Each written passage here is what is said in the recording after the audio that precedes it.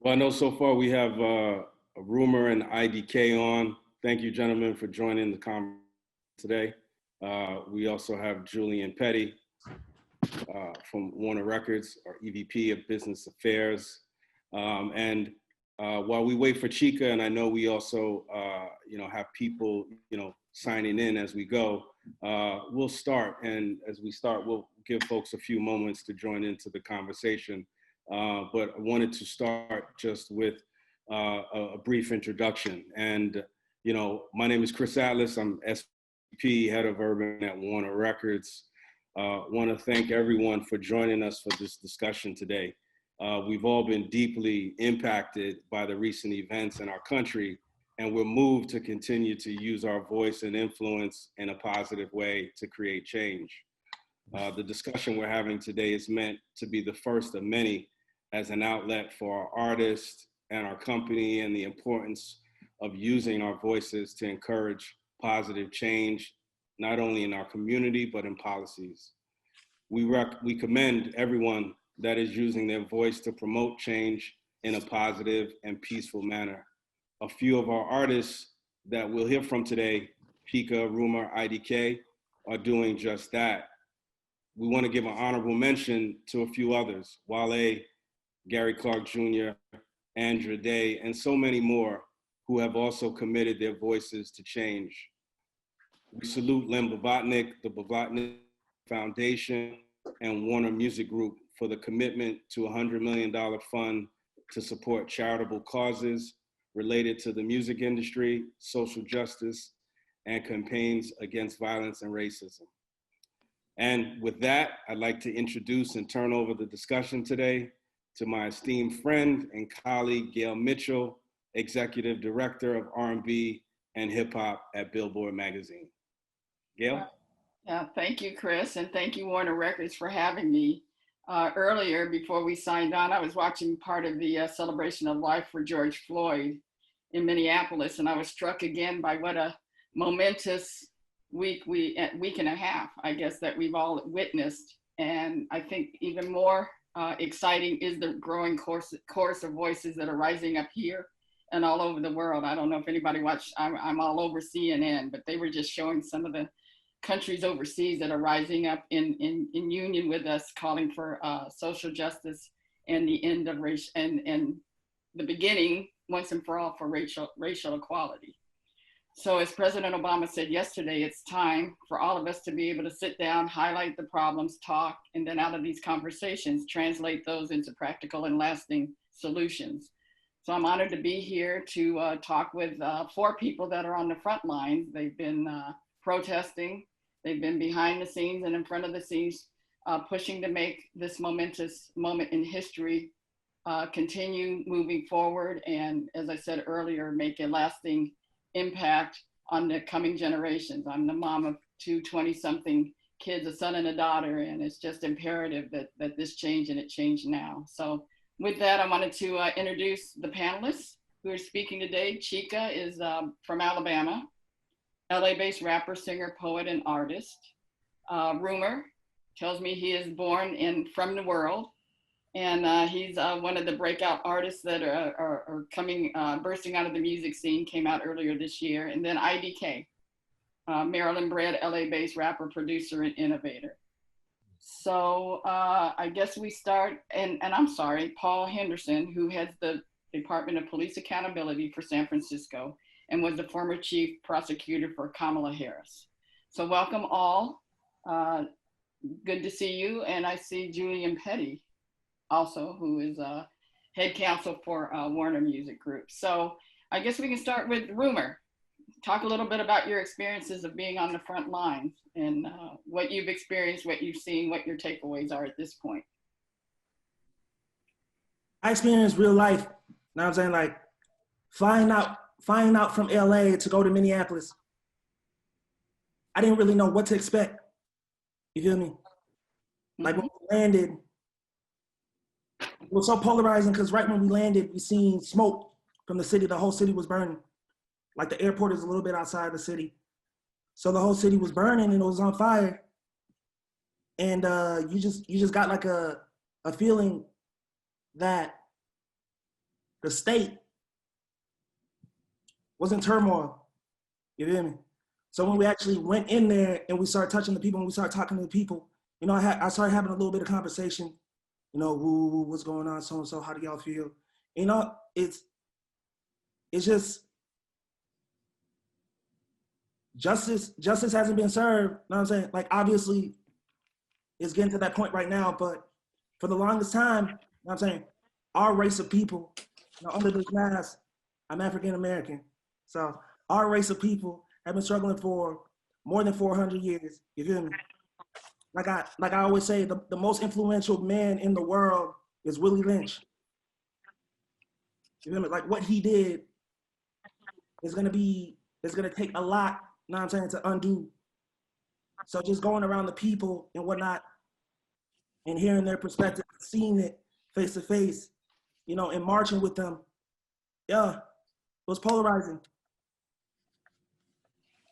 Okay. IDK, Yeah.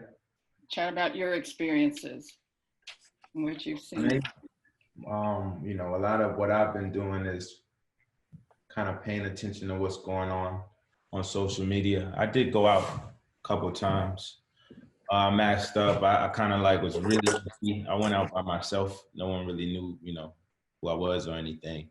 And I was just kind of paying attention, observing. For the most part, what I experienced was peaceful. You know, a lot of people willing to go to jail and get arrested in order to, you know, make a point. For the most part, what I experienced was beautiful. And the reason why I say that is because this is the first time I think I've seen a situation where, you know, other races, especially white people, have been kind of blunt about what's going on. It's like no beating around the bush, you know, like really, really saying exactly what's going on with the systematic oppression and everything that we've been dealing with as Black people. So for me, my experience, and you know, I haven't seen any of the crazy things that I've been watching on the news, but my experience was beautiful. And it seems like at least there's a lot more awareness than there's ever been before, you know, and for me, that's progression. Okay. I'm told Chica will be joining us soon. Is that still the case, Chris? We're working on that before I go to Paul. Yep. Okay. Yeah, we're working on that. She should be joining in any minute. She was going down to protest again herself today. Exactly. All right. So Paul, from your vantage point, because you're really on the front lines where it's really imperative that these conversations happen, that the law and the community come as one and be able to talk and work this thing through. And as IDK just said, it's been a long time coming for a lot of Black people. They dated back to the days of slavery. We've just been fighting and fighting. It's been over 400 years. So talk a little bit from your perspective as to what your job entails and how you had to really jump into the front lines right away with everything that's been unfolding for the last week and a half. Sure. So my role here is in police oversight, civilian oversight. And so my agency both develops policy, it audits law enforcement agencies, and we investigate misconduct with law enforcement agencies. Currently, that's with the police department and with the sheriff's department. And so, you know, this isn't a fight that's been coming. This is a fight that has been here for a long time. And we have been, and when I say we, I mean communities that are interested in addressing separate tracks of justice for a long time. But it's a difficult fight because it feels like every fight that we win in Kansas occurs again later in Michigan, and then we see it later in Los Angeles. And these things just keep happening again and again and again, you know, just to the points that I thought that Rumor was making and IDK was making, and you hear the different approaches that they're talking about in terms of what their experience was in seeing how this is evolving. Rumor seeing a city on fire and fighting, and then IDK's experience from it being calm, but we're still talking about the same thing, We're still talking about unrest. We're still talking about demands for action and trying to articulate and define what those calls to action can be. I think part of the problem in terms of the big scope of what we're dealing with is we see these problems when we turn on the television, and we see problems that make sense to us of injustice and things that aren't right, with Tamir Rice, with Trayvon Martin, with Freddie Gray, with George Floyd. I mean, the list goes on, and it feels like Groundhog's Day for flashpoints of injustice for us, for all communities, that justice isn't being defined in the ways that we think that it should be. And there are these recorded statements that we're all saying now that that's what the call to action is, right? I think when you see the protests, when you see the rallies, and even when you see what's being defined as riots, they're all just a sense of authentic anger and a demand for specific change. And I will just say that the impact is the conversations like this, so that people feel empowered with what's happening and justified in doing something and taking action to move something. And one of the most important things I think we can do, and that we are doing, is giving our voices to that and articulating it, doing more than staying silent and watching it on the television or hearing about it and reading about it in the paper. These conversations raise awareness and translate that awareness into action. Because with all of the awareness, I don't think very many people can say that they don't know what's going on, because they see it and they hear about it. And if nothing else, they're under a curfew, or they can't do the things that they wanted to do because they see things changing in their towns and cities. But we have learned this as a community, that awareness is not justice. Action translates into justice. So we have to connect the dots and talk about what are we doing and what are we capable of doing in order to try and convert and funnel our frustration and funnel our awareness into a change that's going to be long-lasting and institutionalized, so it doesn't turn into a whack-a-mole type of approach of like, well, we fixed that in San Diego, but we haven't fixed that in Minnesota, or we fixed this singular thing in Mississippi, but we still have that exact same problem in Chicago.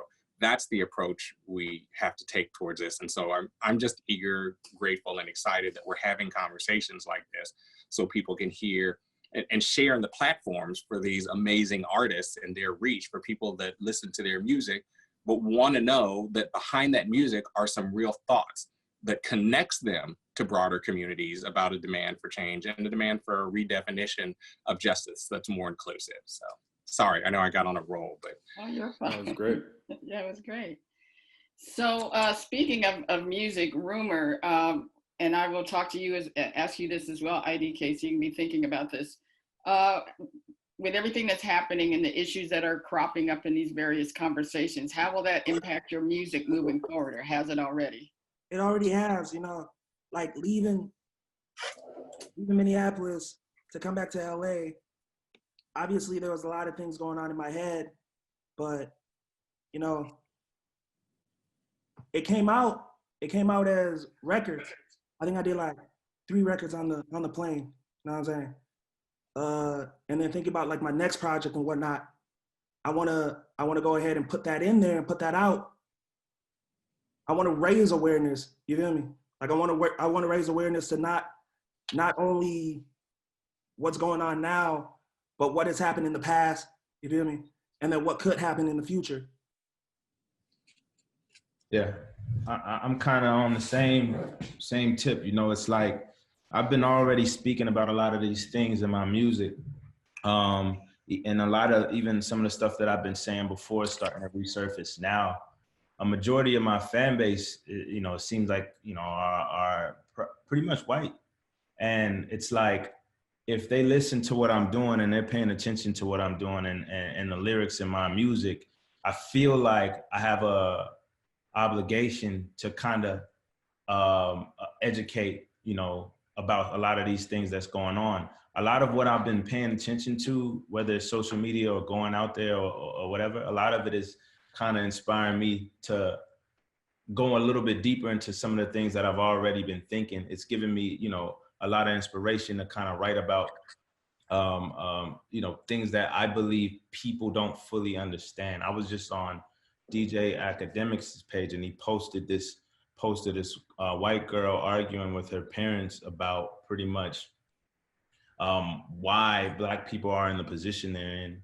And, you know, she was for us, and her parents were kind of like, no, they're in the ghetto, and why can't they just change, and blah, blah, blah. I think even that inspired me to maybe make a song about why it's so hard to change. You know what I mean? Like, a lot of people just don't fully understand that it's not that simple.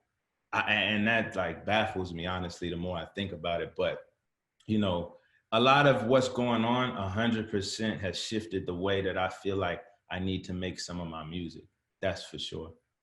So you both feel that social consciousness, you know, back in the day, I'm dating myself now, and Chris will know, and Julian, but you know, you had the, well, you guys know about NWA and Public Enemy, but before that, you know, Marvin Gaye with What's Going On, and some of the other songs that have come through in terms of protests and whatever. So, and a lot of the original civil rights movement, the start of it back in the 50s through the 60s, a lot of, you know, you had Gil Scott-Heron, The Revolution Will Not Be Televised, and here it is being televised and streamed at this point. But you had all these songs come out of that movement. So do you see that cycle happening, especially in hip hop now, more socially conscious songs and anthems? Yes, of course. Yeah. Okay. Yeah, I will.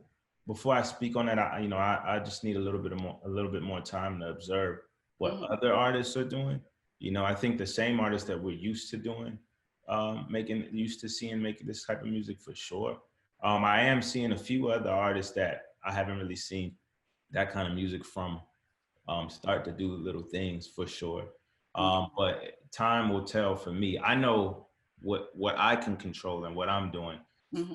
I mean, that's the reason why I wear my hat the way that I wear it. It's from Marvin Gaye, actually. Exactly, red and everything. Yeah, I got his record in my studio right now, you know, and that's someone that I inspire to be like too, you know, I'm inspired by. So, you know, for sure, I can speak for myself, yes. And even some of the people that I'm around and I'm close with, you know, I'm sure that influence will rub off on them too. But, you know, time will tell. Okay. Before I go back to Paul, I wanted to ask both of you, since you're there on the front lines, I've only been seeing it on TV. I think what struck me, I was here in '92 for the LA riots after Rodney King. But what's striking me this time around is the multiracial component of the voices and of the protesters that are out there now. I mean, it's all colors of the rainbow. Were you guys struck by that at all, being there in the middle of it? Oh man, I'm seeing some of the other races go even harder than us. And I was definitely struck by that, you know, because that's not what I guess I expected. To be honest, my experience, I even saw a lot of the police officers kind of like trying hard to be really nice, you know, like harder than I've ever seen them, to, you know, waving at me and saying hello and, you know what I mean? A lot nice car, like things like that. So, I mean, I'm definitely struck by just everything that's going on. That's why I feel like there is progression, although it's not exactly what we need, like it's not fully there. And, you know, and I know that will take time. I am seeing progress to some extent, you know. Okay. Ruben? The same thing, yeah. You know, being in Minnesota, it was like a huge melting pot. You know, a lot of whites, a lot of blacks, even the Native Americans and, you know, the Hispanics and whatnot, we're going hard together. So, yeah, exactly. Okay. So, Hey, Gail, yeah, go ahead. I'd also like to, you know, introduce Aisha White, who's our SVP of Media and Public Relations at Warner. And she's also very active and vocal and at several of the protests. And, you know, just as a Black woman, I would love to hear her view and perspective as well, because we know that the conversation, you know, has affected, you know, our Black women as well. Exactly. Sure. Nice to hear from you, Aisha. Hi, Gail. Hi, everyone. Yeah, I mean, you know, just to Chris's point, this is a critical moment, and it's so important that everyone, you know, not only Black men and women, but everyone come together and unite around this common goal. We all have a responsibility to use our voices, to use whatever we can to affect positive change. And I'm just trying to do my part, whether it's helping to put this together to, educate and encourage other people on ways that they can help, or being out on the front line with our artists and with my own family. I mean, this is something that is important, and we have the attention right now. We have people watching us and waiting to see what we're going to do. And to Paul's point, action right now is what everyone is focused on. And getting out there, being with the people, being on the streets, it just feels right. It feels good. I could not go, because seeing how everyone else is out here pushing, fighting for the same goal, it just makes me want to go that much harder. I'm fired up from all of this. And I want, everyone to know that our artists are too, this community, this industry, we are all serious about making change right now. And this is the beginning. So I'm really grateful that everyone could come out today and be a part of this. It's important conversation, and getting out there, being in front of people on the front lines, protesting, handing out waters, or even just, saying something encouraging, whether it's to a police officer or to someone on the streets. Right now, it's so important. And what I love to see out of all of this, even though we are dealing with so much and the world is upside down, we're all coming together.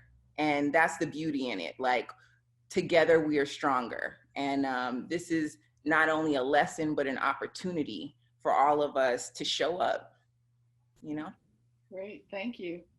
So Paul, going back to your work, what is the biggest disconnect you think there's been between the two sides in terms of conversation? What needs to happen? What do we need to do to help foster better communications between the two sides?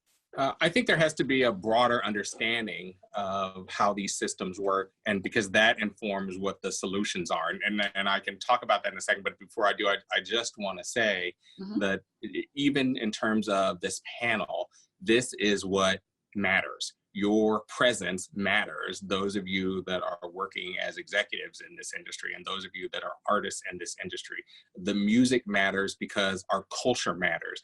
And the reason that I think it's particularly important is because it's the vehicle by which broad communities are brought together with a level of understanding. That level of understanding is elevated because of what we present to the communities. That presentation allows allies to come to the table with a glimpse of understanding of what our everyday experiences are.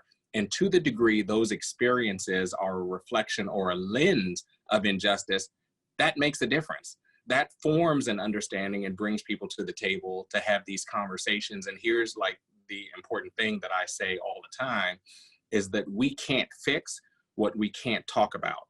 And our conversations are defined by the music that we listen to, by what we watch on television, and the conversations that we have on the street and with our peers. And so it really does matter.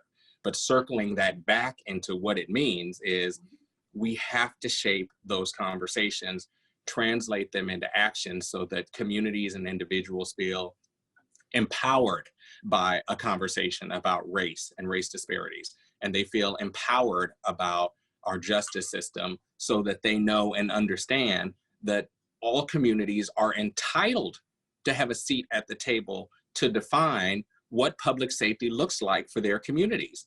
That's a really empowering thing when you realize that your tax dollars, your input, your vote actually defines what happens in your own community.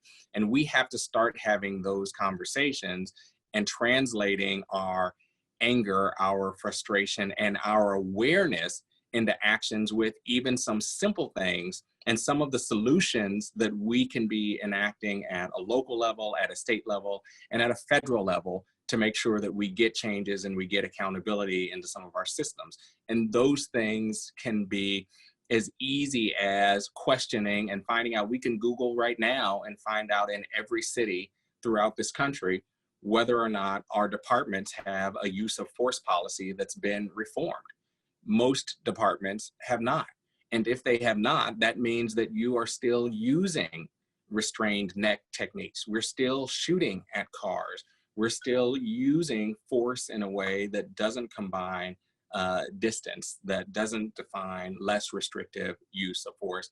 And it's a tinderbox waiting to happen. And that's why we see these things popping up throughout the country, because we don't have the safeguards in place that we could be and should be demanding right now, because we're not asking the right questions, or municipalities are fighting against those questions.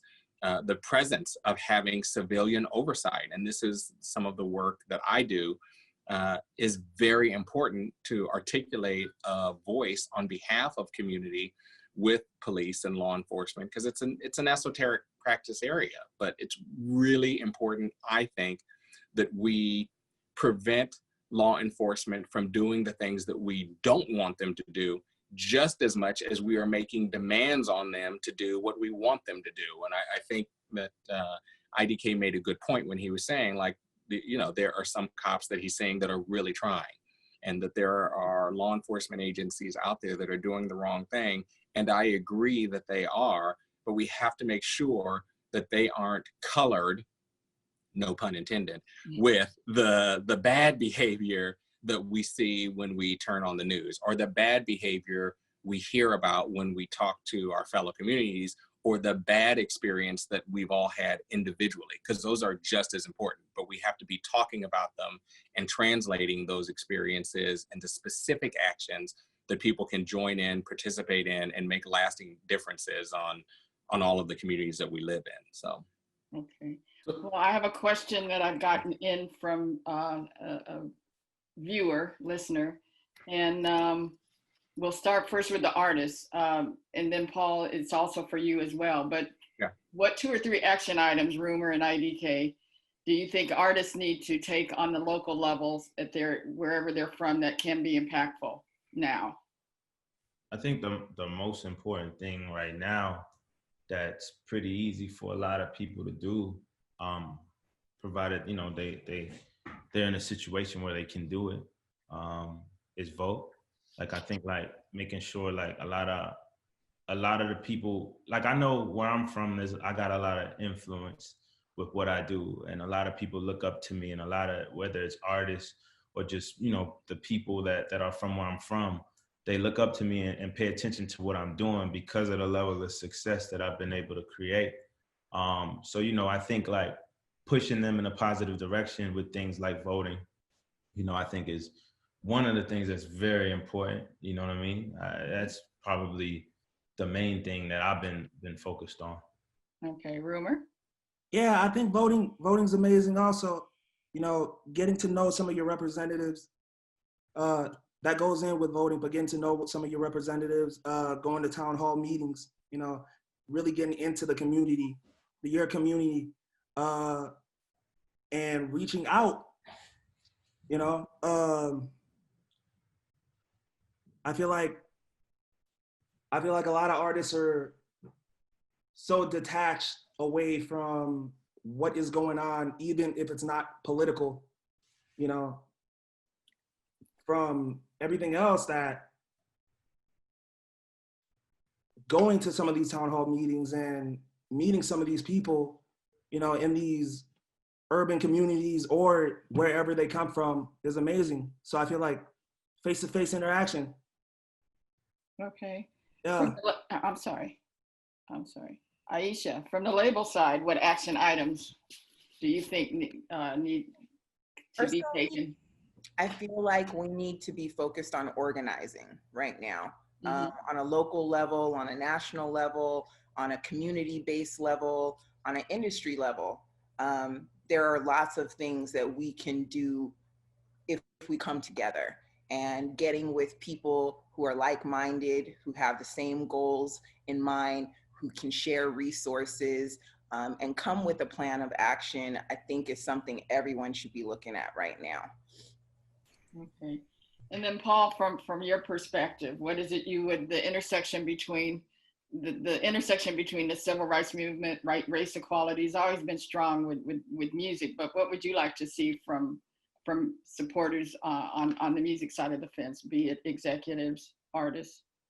Yeah, I think the conversation is really important, right? People are influenced by hearing the artists that they know and like and appreciate and admire. Like, what do they do and what are they doing? So when you are showing up, how are you using your voice? When we're talking about our music, when we're having panels like this and speaking to broad audience, what are you actually doing that you value and you think are important? And like the ideas that we've been talking about today about organizing and voting are really important. And there's simpler things that people can do as well in the meantime, right? Like we don't get to vote every day, but voting is important.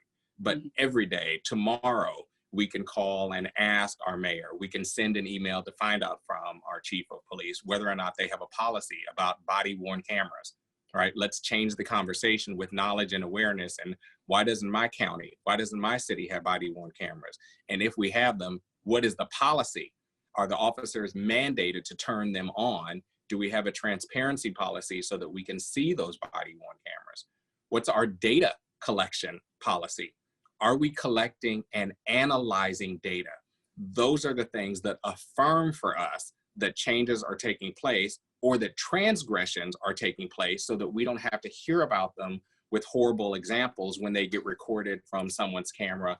And this is a process or a policy or something that's been going on for a long period of time. And again, we can talk about some of the individual transgressions that we've all seen in the national news, but we don't even have to go there because we all probably have these deeply personal stories where we can talk about information or instances that we know of race disparities that are frustrating to us, and we have to change them. Again, the personal stories can be translated when you have stats. I love statistics because you don't get to argue with my statistics. You may not like my opinion, but you don't get to argue with the fact that African Americans face deadly force 19.3 times more than the rest of society. Now that's just a fact. What do we do with it? How do we change that? And how do we talk about it and elevate it so that the difference is made in my city and in my town? Let's start with, well, what did you do, police force, this past year, this past quarter? What is your use of force policy? How has it been tracked? And I want to see it with a racial component so that you are turning over or even bothering to collect that information to turn it over. Again, it's difficult to fix what we don't talk about. And we have to educate ourselves so that we are better informed as to how to utilize the tools of knowledge that we get from music, the tools of knowledge that we get from these protests and the rallies, and the tools of knowledge that we get from panels like this so that we walk away from those conversations. We walk away from the experience of that music empowered with something that translates into a specific action that we can all take to make a difference. I think that's just really important. So sorry, I know I get on a roll. Oh, you're fine. You're fine. Gail, I would like to speak to the executive point for a second. Yeah, I think number one, events like this, organizing events like this are a great step in organizing and affecting change. I think allocating resources and dedicating resources like the Len Blotnovic fund that was announced yesterday, and ensuring that that money gets to the right places where real change can happen on the ground level. But, lastly, as an executive in the building, I think one of the most important things we can do is just have hard conversations, where the people on this panel who work for Warner Records are in a unique position to speak to other high-level executives throughout the entire organization and have real discussions with them. And I think that's very unique. And I think, at this time, it's just something we all have to step up on. And I think that will be one of the biggest things we do, because those direct conversations will impact the allocation of those dollars, will impact the organization that the company does, and will result in us, continuing to have these sort of discussions. But Gail, I don't want to take your job, but I do have a question specific for Paul. Yeah, please. Go ahead. I've got a few more that are coming in, so go with that first. Go ahead. Can you please direct us into some very specific action items that we can do? I know a number of people are asking that question. And then as a second part, can you talk to qualified immunity at all? Yeah, Sure. So a couple of specific things that I think that we can do, and let's go top to bottom. Let's just talk general stuff that people can be doing, is be demanding that there is a policy about civilian oversight for their law enforcement agencies. That is best practices. We have between 17 to 18,000 law enforcement agencies in this in this country. Civilian oversight is best practices for reform. And this is in 21st century policing. And we have less than 200 or around 200 agencies that are actually doing it. That makes a difference. Demand that in your communities. You know, the things that I talked about earlier about asking, do your law enforcement agencies have body-worn cameras, and what are the policies around them? We have to do more than just ask for the existence of some of these tools. We have to make sure that the tools are utilized in a way that is race neutral, because they're not. And that ties us into the third thing that I think is almost more important than the others, is having the data collection and analyzation of that data that includes race disparities, right? Don't just tell me about how many traffic stops you have. I know they love to turn that information over, but tell me about what the race breakdown is. And I don't want to hear that we can't discern, because some people say African American, some people say Black, some people say colored, some people say Negro. You fix it or turn it all over. I just want to be at the table so that we can have the conversation, because we aren't in the room having those conversations. That's why you are confused and can't pull it together. But if we are there, we matter and we make a difference, because our presence changes the outcome for many of these policies that are being put together. And I think that that speaks to what you were initially talking about when you were saying we as executives have the potential to make a difference. And I want to talk about that too, because our very presence makes a difference. But our presence doesn't mean anything if we unhook our awareness from the opportunities to make a change. And just to say it, I know that when I walk in a room and raise this issue, it may make people uncomfortable when I ask other people, are there any other voices of color in this organization? Are there any other people of color in our hiring practices? How are we managing contracts and looking at the contracts that we have? Are there disparities in our contracts in terms of how we are funding our artists or working with our artists? We have to ask that question. Don't make me feel uncomfortable for asking the question when the results should make you uncomfortable for the institutions that we are working in. But there's no value in walking through that door and having our presence if we're not going to use our voices to make a difference once we are there and at the table. And these are things that we can do every single day, because we have subjective decisions that we make in our lives every day of our own staff and how they are working in the organizations that we work in. We have to lean into that voice and be comfortable in asserting our presence wherever we're going, because we wear our skin color, our community experiences wherever we go. And I think it's empowering, but it's only empowering if we are aware of it.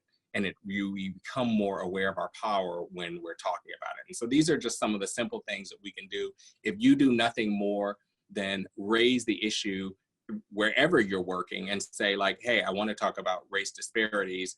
How can we be having these conversations, right? That raises awareness. How can we be talking about what we can be doing? Just saying it to initiate that progress initiates a change that can take place. But if we're silent on it, it's difficult to sit back and expect others to care more about the issues that relate to these disparities than we do when we are the victims of those disparities, or we are the holders or the keepers of those disparities, because they're not necessarily going to be on the national news. It's not necessarily going to be in an article in the paper about what happened to you when you went shopping, or what your experience was on your way home from a party, or what you saw on the streets in your neighborhood when you were visiting family. Those things have to be translated into specific actions and accountability. We should all have resources and agencies that we can turn to that are already doing this kind of work, that uplift us and support us and can magnify our voices into things that are already taking place, which leads me to the qualified immunity. See, I didn't forget, I just put it on the back end. So those are complicated issues. qualified immunity, what I think is really important about qualified immunity, these are many of the protections that are built in that allow discretion to law enforcement agencies to make decisions like figure out who and how individuals get charged. So a lot of the conversations where we're seeing, you know, like with Ahmaud Arbery, and you're like, how in the heck did we get to this situation where the murder that we saw on videotape was turned down through 2 prosecutorial agencies and ultimately got to a third after 73 days where something was happening? And why are we even having prosecutors use the grand jury when it involves law enforcement? Because that's not the experience that we see from other communities when they've been engaged with a crime or suspected of a crime. Why is that discretion turned over to the benefit of the doubt of 12 strangers rather than the clear and compelling knowledge that an elected or appointed prosecutor is executing? Because they always have the authority independently to make those kind of charging decisions. And we're not even asking that questions and challenging it because we're not necessarily aware and knowledgeable about those things. And again, that leads back to the voting, but on a bigger scale, those are questions that are being redefined at this moment right now. There are 13 cases pending in front of the Supreme Court about redefining qualified immunity. So we have to be aware of that and making sure that we're trying to make sure that those outcomes have a race-neutral outcome, and we can't rely on that happening because it's elevated through our court systems. There's a number of groups that are working in that area that are addressing those concerns specifically and directly with the Supreme Court. Take Back the Courts is one of those organizations that really is focused on that specific issue. I'm just so glad that you raised it because it speaks to many of these subjective and intransigent decisions that take place in law enforcement and in our justice pipeline that end up defining mass incarceration for us or negative experience that have race disparate outcomes that are difficult to fix because it's not information that a lot of people really know and understand. And so that makes demanding action all the more difficult, right? It's easier to say, we demand justice, we demand parity, but it's more difficult to drill down on it and say, it's these decisions. I want you to fix this. And no, you don't have to guess as to what the solution is. Here's the best practices, just do that. Connecting those dots to make it happen. That's how we move the ball forward.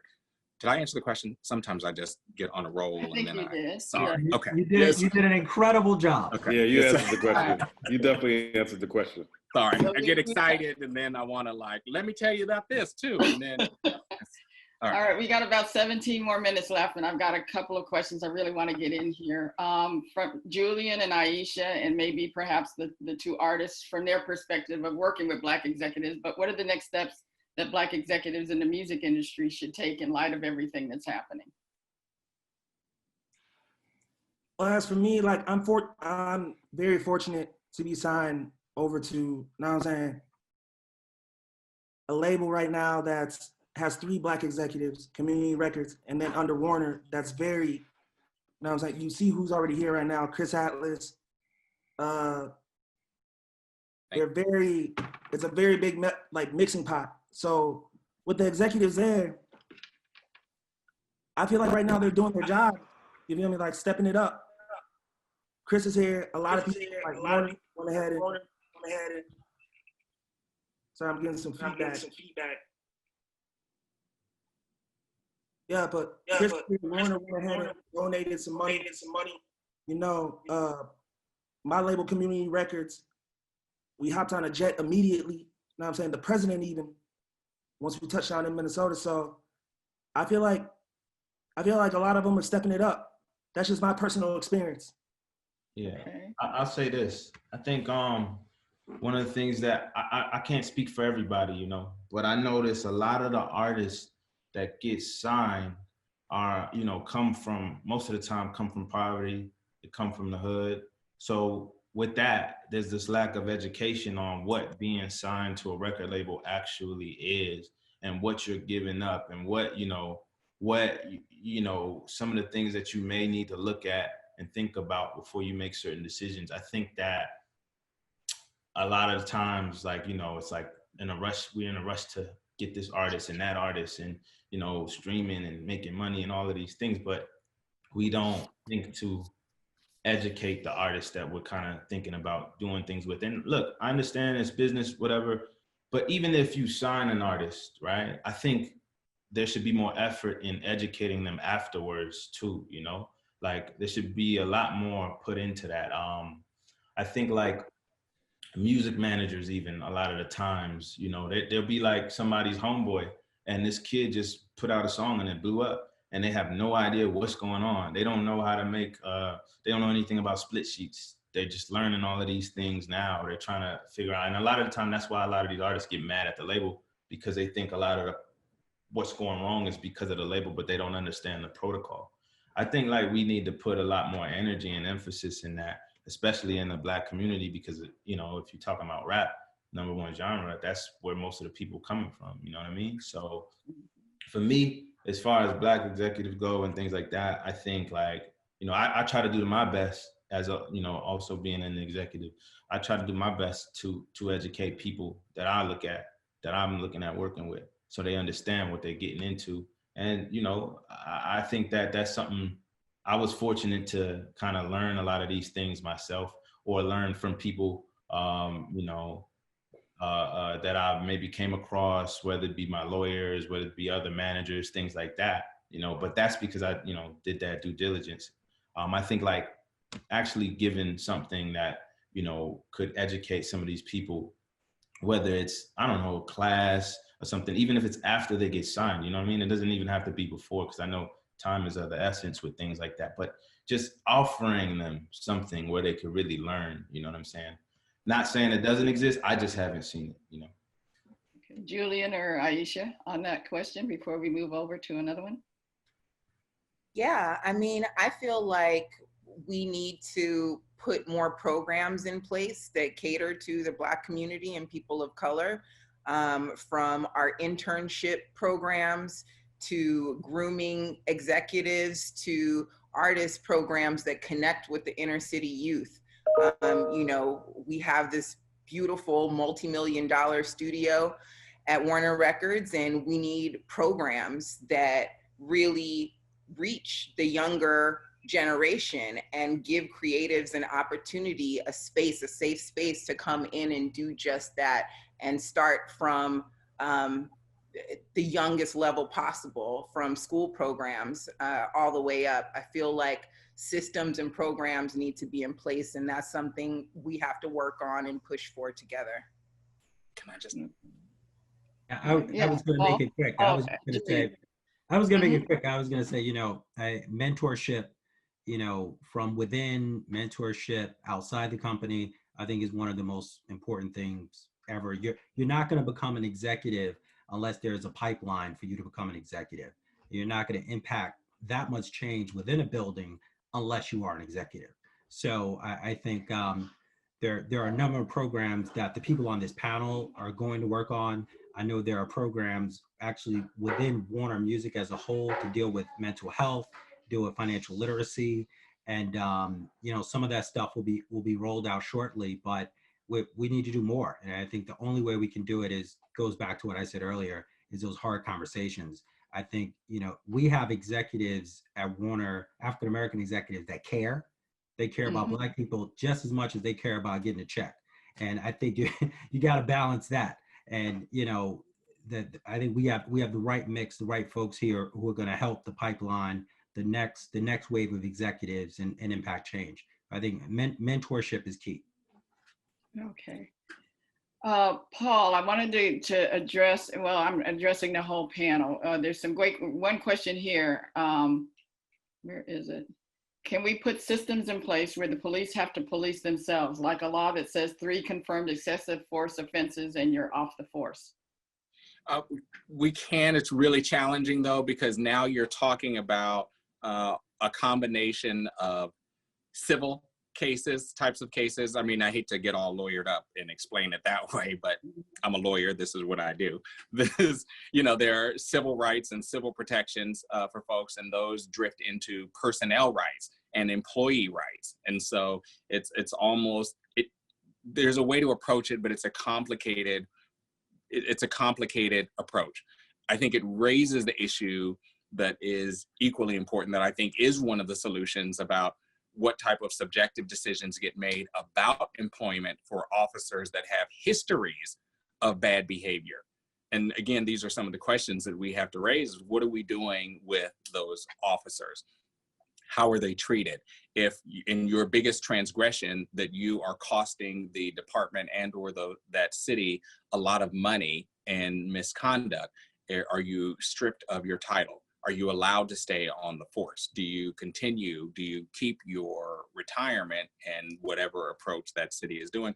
Those are valid questions that we have to ask, that I don't see asked often enough, but they're not asked because we don't have structures in place to challenge those individual departments. And again, this is some of the role that I think civilian oversight plays a role in.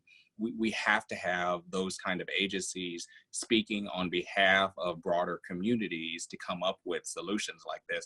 But that's a really important one. Once we know and we have individual officers who have been identified for misconduct, what are we doing to hold them accountable? It raises the issue of how do we fix that as a systemic issue beyond just an individual issue. This is part of the problems that I think we have with this administration and the federal government. People aren't talking about the civil rights division in the Department of Justice has shrunk to less than half of what it was from the previous administration. Now, what does that mean?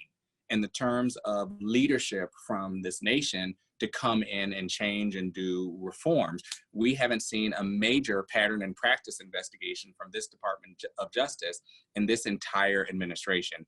Instead, what we've seen is a focus on those individual transgressions. But what that means is just because you've fixed it in one city doesn't mean that it can't happen in another city. We have to look at the bigger picture to make sure that the successes and the wins that we have long-lasting effects and an impact on broader communities, so that when you fix it in one place, we take those best practices and we find a way to adopt it universally in other cities to make sure that that's happening. And the same thing that I would say in the individual perspective, approaching from private citizens trying to do something and take action. I think IDK was just talking about that his presence, just being there and being around and being in music, makes a difference. And that ties exactly to the executives that are here. And again, this is a whole nother thing that I lecture on and get excited about, is making a difference in our workplaces and in performance. And we spoke about building that pipeline and the mentorship stuff. That is really important. I speak at a lot of schools and I do teaching and trainings and stuff. And it's interesting to me when I talk to specifically communities of color. And if you talk to young kids and they say, listen, they want to be rappers. They want to be in the NBA. They want to be things that they have seen. It is difficult to define, to achieve or work towards success that you can't define, right? Like, just seeing executives, just seeing engineers, just seeing paralegals makes a difference for a lot of these kids. And the fact that you have a beautiful office, the fact that you have a beautiful studio, there has to be a pipeline bringing folks in with intentionality. You can't just build it and then hope that it happens. This is the same thing that I find oftentimes in government and in lucrative industries. Like banking, like finances, like in any of the professions where it's difficult to get into those opportunities, to expose yourself to what the chances are to open the doors.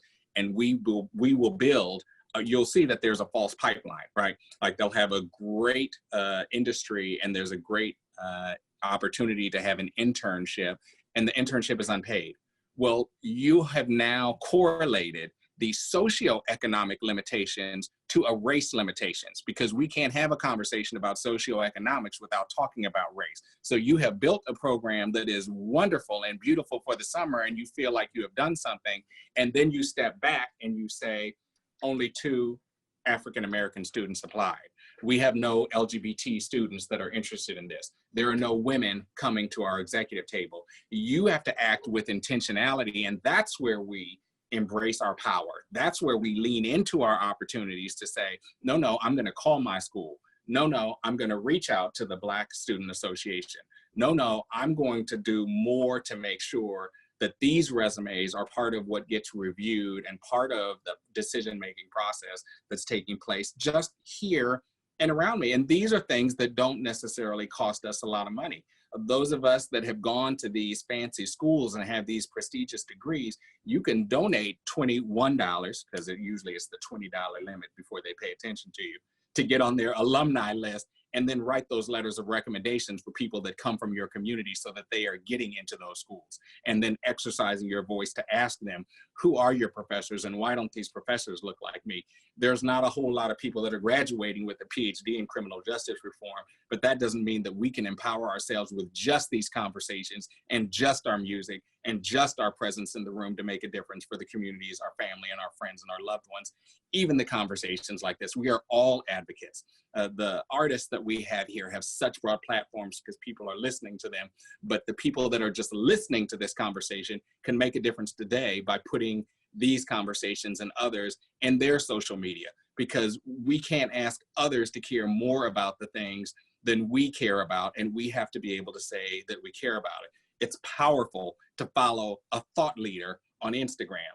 It's powerful to listen to people that we think are saying the right thing on Twitter and retweeting that just to redefine the values that we have ourselves so that more people are informed as to what's important and what they can do. We can't take a precatory approach and hope that it all works out because we care deeply about it. We have to say it. We have to talk about it. We have to model it so that other people know, and then they can follow that and more people can join the group so that there's a flashpoint to mandate the changes that we all want to take place in society. I don't even remember the question. I get sorry. Oh, you got it. So we're closing in. Thank you, Paul. We're closing in. I know Chris said earlier that this is the first in a series of things that town halls, I think that Warner Records wants to do, because there's some other questions that have come in, like the intersection of everything that's going on with mental health, which is a major concern in the Black community. The same thing with LGBTQ, because it's queer women are at the helm of the Black Lives Matter movement, and there's a whole intersection. There's other topics to discuss, but in the time we got left, 2 minutes, I just want to get a closing comment or word from each of the folks. Rumor, IDK, Aisha, Julian, and Paul. Just real quick. Rumor. I feel like this was very progressive. You know what I'm saying? Like all of us getting together and speaking on this, and moving forward, I'm going to continue to, you feel me, use my platform for change. You know, whatever I can get to, I can get to. Okay, IDK. Yeah, first and foremost, I just want to say thank you guys for putting this together.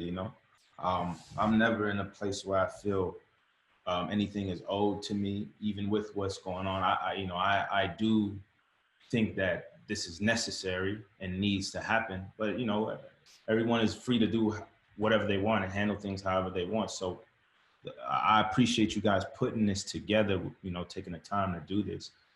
For me, I've learned a few different things and heard a few different things, especially from Paul, that I've never really heard before. You know what I mean? So thank you very much for having me here. I'm glad that I could do this with Chris, Rumor, you, Gail, and Julian, you know what I mean? And Aisha, of course, So thank you guys for having me here and putting this together. Aisha. Just same sentiments. I really appreciate everyone coming out, taking the time to listen, to learn, and to be a part of this movement. This is just the beginning. We are going to keep fighting, keep pushing, and keep making sure that we tap in with our community and our industry, and figure out different ways to work together on this common goal. So, first of many, and I'm here if you guys have any questions, ideas, anything. This revolution will be televised. Let's keep it going. Exactly. And Paul? Oh, I would just like to say in closing that I was a fan of most of the people on this call beforehand, but I feel like I'm an even bigger fan now, and I've gotten new people, not in a weird, creepy way, but in a professional way and an intellectual way, because I appreciate and I get really excited just to have conversations like this, because I think they're important. And to the degree that you participated and had something to do with making a conversation like this possible, to make the trainings possible, to make the lectures and presentations possible, to address these difficult issues, I think that's really important. I'm humbled by the platform and having the opportunity to talk to folks and raise these issues, but I'm really excited because I feel like I get to take away from these conversations knowledge and awareness that my own radicalism in my head is shared amongst a broader community. And the ideas that we all talk about, there's enough room in the platform for everyone to do something. We just have to talk about those ideas, because what we're not talking about doesn't get done. And I just appreciate having the opportunity to be on this platform with all of you to promulgate ideas that ultimately, I hope, will lead to action and make some long-lasting changes that are going to improve everyone. So thank you. Yeah. And Julian. Well, Paul is definitely going to lead to action. That I can promise you. I will help. I will help. There you go. But my kids are going crazy in the background, so I'm not going to be long. I just want one word: vote. That's all I got. Exactly. Vote. Exactly. All right, thank you all. It was great. We've gotten some great comments, and I hope to do this again with you, but it's, as everyone has said, it's onward and upward. We're moving forward, and Hey, nothing's Gail. going to stop us at this point. So thanks, Chris. Thanks, Warner Records. All right. Gail, in closing, again, I think just to echo, this is the first of many. We have, the commitment of the Warner executive team, Tom Corson, Aaron Bayshuk, and the full Warner Records continue this conversation and be very present and vocal in working towards change. So thank you all for being a part of the conversation today, and a lot more to come. So Great. Look forward to it. All right, thank you all. Thank Nice you. to meet everyone. Don't leave me out. I don't want to miss anything.